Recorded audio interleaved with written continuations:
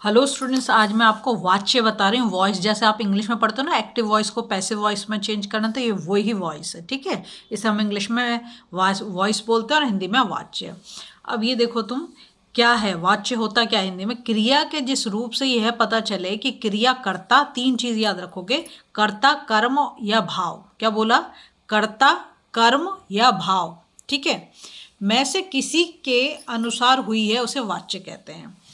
अब हम देखेंगे कि इसके कितने भेद हैं। वाच्य के तीन भेद होते हैं। एक तो कृतवाच्य जिसे हम एक्टिव वॉइस बोलते हैं, कर्मवाच्य जिसे हम पैसिव वॉइस बोलते हैं, और भाववाच्य जिसे हम इम्पर्सनल वॉइस बोलते हैं। ठीक है, तो सबसे पहले हम पहली वाली को करेंगे। तो इसमें क्या ध्यान रखना है आपको? एक तो जो इसमें क्रिया आएगी ना, वो अकर्मक और सकर्मक दोनों आ सकते हैं, चीज याद रखोगे। अब ये पता होना चाहिए हमें अकर्मक क्रिया क्या होती है, सकर्मक क्रिया क्या होती है। सकर्मक क्रिया वो होती है जिस मतलब जैसे कोई सेंटेंस है तो उसमें एक ऑब्जेक्ट का होना जरूरी है, तब हम उसे बोलते हैं सकर्मक। अगर उसमें ऑब्जेक्ट मतलब कर्म नहीं है तो हम उसे क्या बोल देंगे? अकर्मक बोल देंगे। अभी एग्जाम्पल से मैं आपको क्लियर कर दूंगी। तो जिस वाक्य में कर्ता, कर्ता क्या है? डूअर, जो सब्जेक्ट है उसे हम बोलते हैं कर्ता।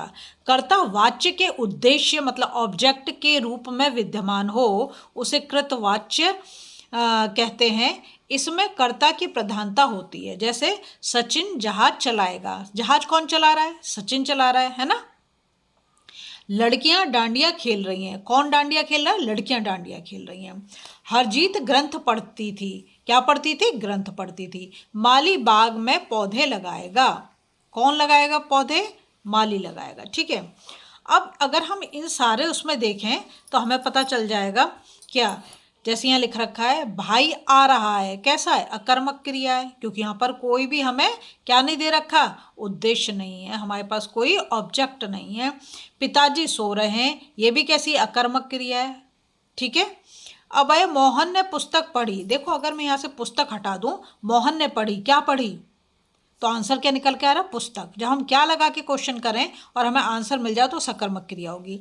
लड़का बोझ उठा रहा है, क्या उठा रहा है? क्या लगा रहे हैं तो क्या आ रहा है आंसर? बोझ उठा रहा है। समझ में आ गई बात?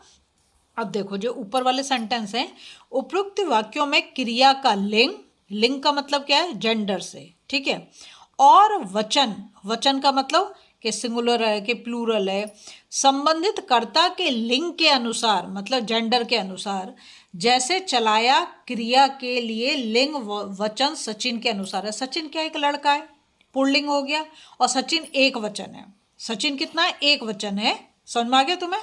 तो सचिन जहाज चलाएगा, सचिन अकेला है तो चलाएगा। अगर यहाँ पे बहुत सारे होते मतलब प्लूरल होता तो क्या होता? चलाएंगे।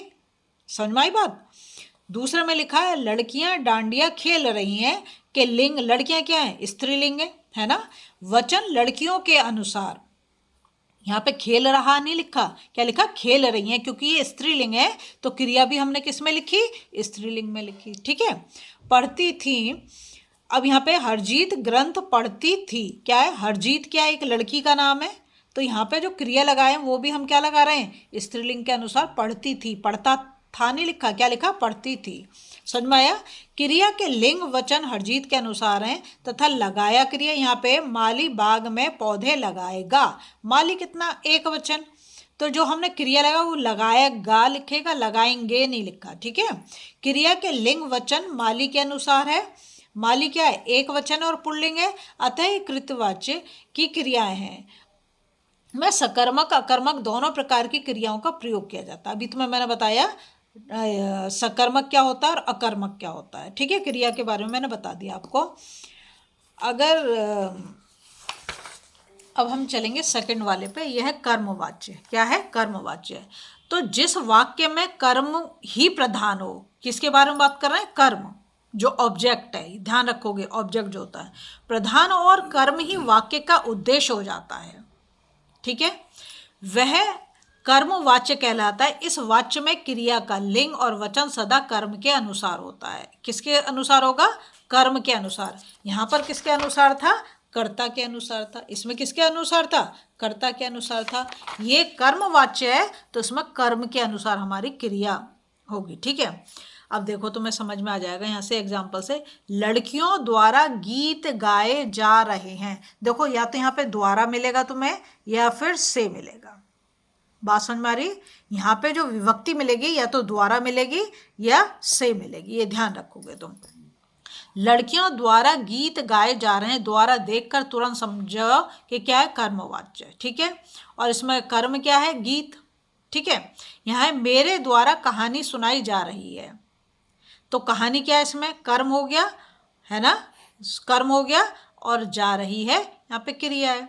फिर है माली द्वारा फूल चुने जाते हैं, क्या है, माली द्वारा, देखो माली तो एक वचन है, माली क्या है, एक वचन है, फूल है इसका कर्म, फूल इसका कर्म है, तो यहाँ पर देखो फूल चुने जाते हैं लिखा है, क्या लिखा है, चुने जाते हैं, चुना जाता है नहीं लिखा है, समझ गए।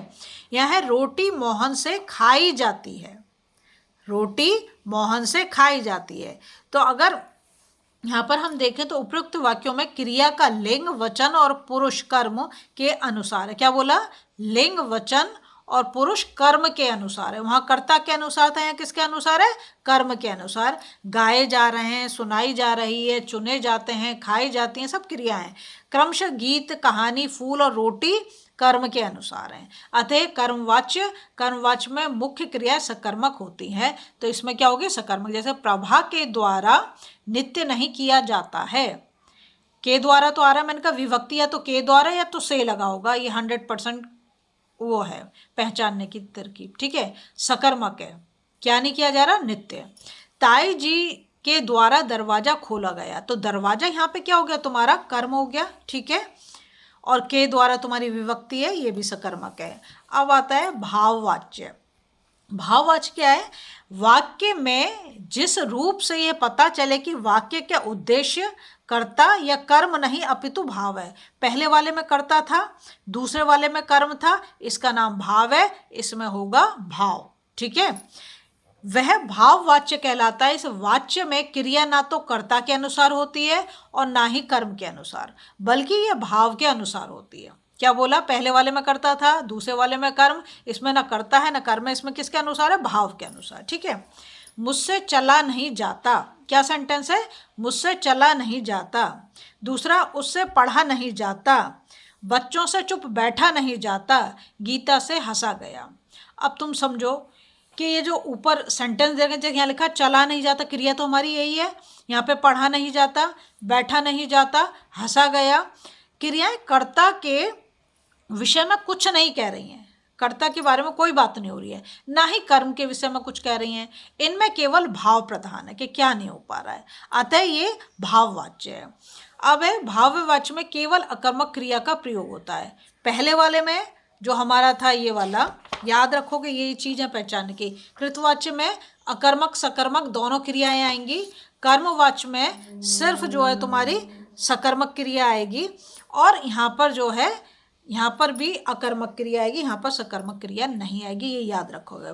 चलो अब चला जाए अकर्मक है, दादी से उठा नहीं जाता अकर्मक है, थोड़ी देर टहल लिया जाए अकर्मक है, रोगी से सोया नहीं जाता अकर्मक है। अब वाच्यों की पहचान कैसे को, ये बहुत इंपॉर्टेंट है। कृतवाच्य में कर्ता बिना विभक्ति के होता है, क्या बोला, बिना विभक्ति। विभक्ति क्या है, अथवा कर्ता के साथ ने विभक्ति नहीं होती, ने नहीं लगेगा, ये भी पहचान है। कर्मवाच्य में कर्ता के साथ से या के द्वारा विभक्ति का प्रयोग होता है, मैंने तुम्हें बता दिया। जो सेकंड वाला है उसमें या तो से लग रहा होगा या के द्वारा होगा, ठीक है। कर्मवाच्य में मुख्य क्रिया सकर्मक के साथ जाना क्रिया का लिंग, वचन, काला अनुसार जुड़ा होता। काल अनुसार का मतलब है यहाँ पे कि टेंस कौन सा है, प्रेजेंट है या पास्ट है या फ्यूचर है, उसके अनुसार, ठीक है।